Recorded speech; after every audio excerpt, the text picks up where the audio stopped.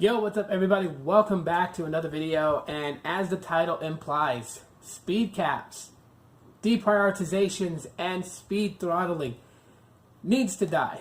Now, this subject, this statement has been around for a long time, okay? This is nothing new. People are not just getting into this now. As a matter of fact, I can go back, years back, when it came to talking about like Boost Mobile and Metro by T-Mobile and all these other different providers. And that's one of the things that people brought up is like, oh, they deprioritize at this, they speed cap at this. And, you know, it's something that we've been wanting for a long time. But as of lately, there has been a huge reason why MSPs need to get with the program and actually implement this and open up the floodgates and let that sucker roll wide open, okay? And believe it or not, it has to do with gaming. Video games, okay? Now, I may not be, heavily rooted into today's video games experience because things have changed a lot. I'm an old guy. You guys know this already. I grew up in the days of 8-bit, 16-bit, and 32-bit gaming. So, Nintendo, Super Nintendo, Sega Genesis, those are my days, I know they go way further back, like Commodore 64s. I never had a chance to own one. Ataris.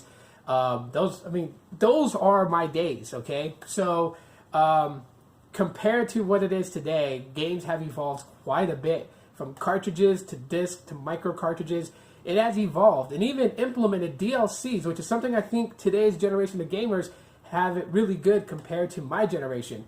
In my generation, if they had a video game that came out, like for instance, Street Fighter 2, right? Street Fighter 2 World Warriors only had so many characters. So if you wanted the extra characters like Vega, Balrog, Sagat, and Bison, then you would have to buy the Championship Edition or Street Fighter Turbo, or Street Fighter 2 Turbo. And then to implement the newer characters, then you have to go out and buy the next cartridge, which is Super Street Fighter 2. So you guys can kind of see, like, with DLCs today, you guys could just add on by downloading the content, right?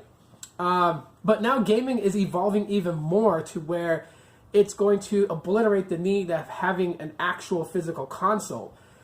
This in reference to Google Stadia, as well as Microsoft services, as well as Nintendo talking about cloud-based game streaming.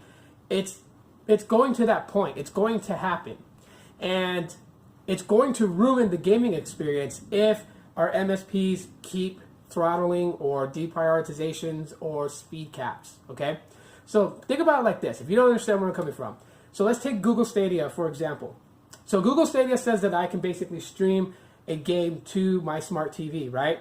Or if you have like a Chromecast Ultra, you can stream it to your modern day TV. So if I'm playing a game on my home Wi-Fi, I should have no problems whatsoever. I should be able to just game it just fine. Home Wi-Fi's, you're not going to have a big problem unless you have something that's like very weak. But if I want to go and make breakfast, right, I can switch to my Chromebook or I can switch to my tablet. No problems. Here's where the problem comes in. If I have to go somewhere, but I want to continue playing my game while I'm getting to my next destination, you can do it from my smartphone, right? Seamlessly pause on my TV and pick up where I left off right here on my game. But how is that going to work when I'm away from home with no Wi-Fi connection, solely dependent on my MSP, and there's a speed cap or they throttle after a certain point? Because playing games, you are going to rack up gigs with your service provider.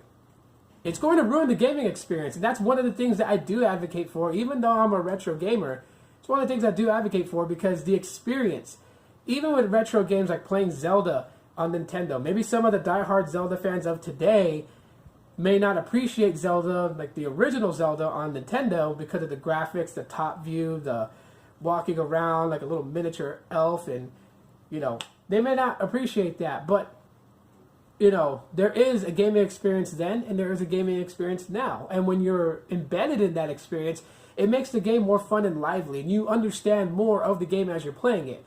When your attention span is just defeated, then the game becomes boring. So I understand that, and with speed caps, deprioritizations, and speed throttles, it is going to ruin that experience.